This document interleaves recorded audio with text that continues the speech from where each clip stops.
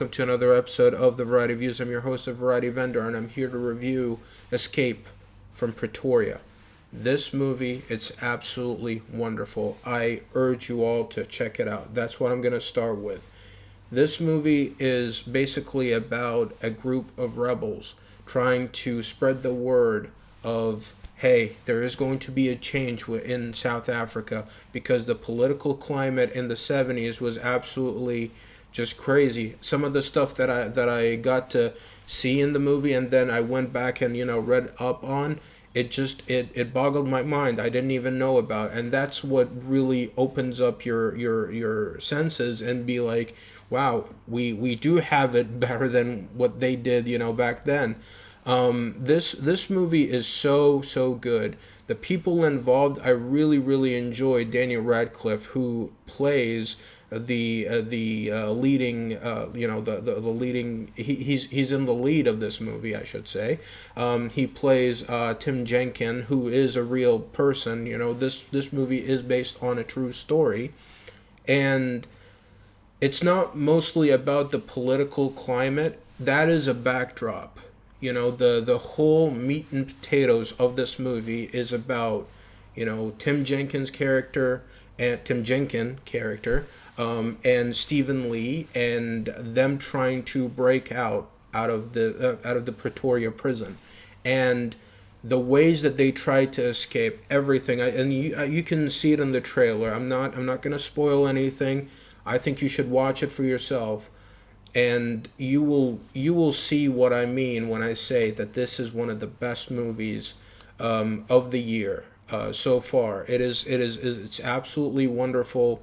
It was supposed to come out last year, but it didn't, and it just came out. And I believe you can check it out on video on demand, and it's absolutely wonderful.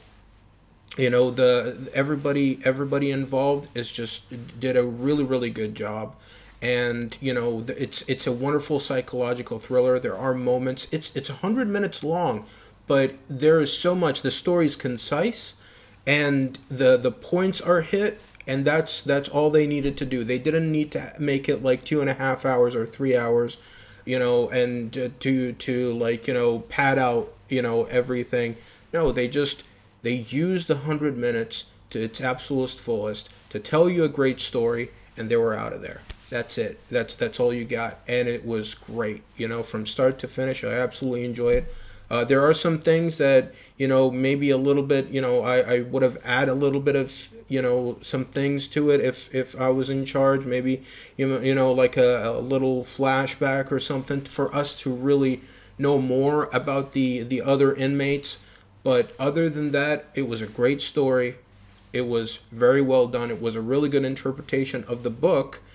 And I think that they did the people that they are trying to interpret in this movie a Malcolm of justice. And it's so good. So I will give this movie 4 stars out of 5. The reason why I can't give it 5 stars is, like I said, there were some things that I would have added to make this movie a little bit more, for it to, be appealing to a wider audience.